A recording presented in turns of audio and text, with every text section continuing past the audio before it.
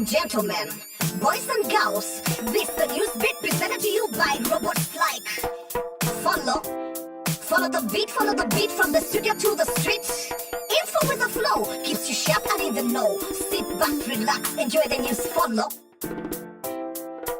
The 21st century is the century of technology. We fly ships, we use iPhones in villages, we ride driverless cars and about to create human beings. 17th May is Technology Day, so we dedicate this episode to the technological progress around the world and also in Africa. 6 best African female tech entrepreneurs were named on the World Economic Forum of Africa in South Africa. Yes, it was held, and here's the chart.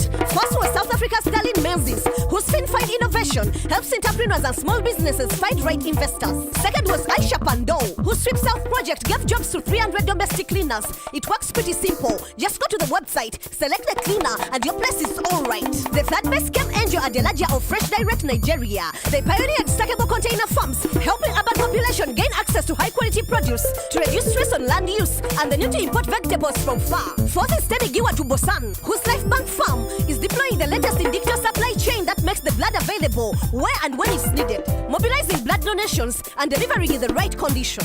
Number 5 is our very own Esther Kalera of Uganda. She's a brain behind the Aquarium's new software that integrates smallholder farmers into technology, cutting out the middleman and help them sell directly. And finally, Kenyan charity Wanjiku of Stress Energy has received the nod for producing cheap and accessible solar tiles for homes that are sustainable and in style. Newsbeat salutes African women in tech.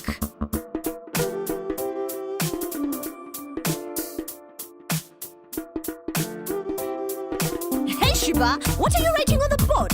I have big plans for my future. I hope you're on board. I want to be an astronaut, make no mistake. I'm working on my math skills. I hope I have what it takes. That's a big goal, but you can do it. I believe it. There are women in technology who tried and succeeded. Come on, let me show you what I mean. Mom, where are we? It's like I'm in a dream. This is NASA, the National Aeronautics and Space Administration. Those women worked here and faced discrimination. Katherine Johnson, Dorothy Vaughan, and Mary Jackson were these 3 unknown NASA mathematicians. They helped astronauts to orbit the Earth, flew men to the moon, and showed them that they had worth. Maybe you saw the film Hidden Figures. It won 3 Academy Awards, including Best Picture. Do you mean the movie where black women worked as human computers? Yes, they worked in a segregated space, disliked because of their race, so they had to fight to be noticed, treated equally, or even to be promoted. Mary Jackson had degrees in math and physical science. She needed graduate courses to become an engineer. The course was segregated. It was a bump in her career, so she had to fight just to study with her white peers. But she became NASA's first black female engineer. These women made it more possible for skilled black women. Keep up the hard work, and you could be one of them. Robotic technology is the new in thing. Check out MC Loy with this technological report. The development-based organization called E3 Empower Africa from South Korea started a robotics program earlier this year to benefit local schools where students have limited or no computer background in Tanzania. The project is currently in 2 secondary schools in Arusha, where they are training 30 students to build robots that can pick and deliver items, clear roads, and raise alerts during incidents.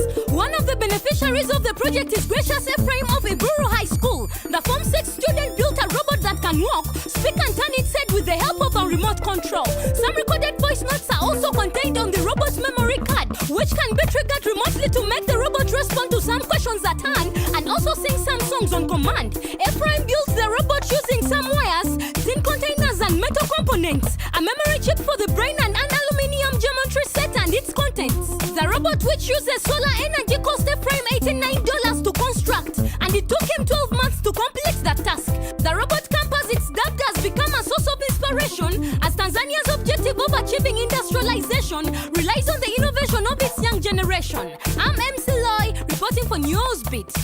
That was MC Loy with the news on the beat. Follow her online if you need a repeat.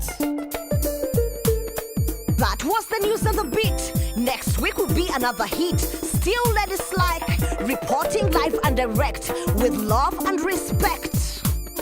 Follow the beat, follow the beat, follow the beat, follow the beat.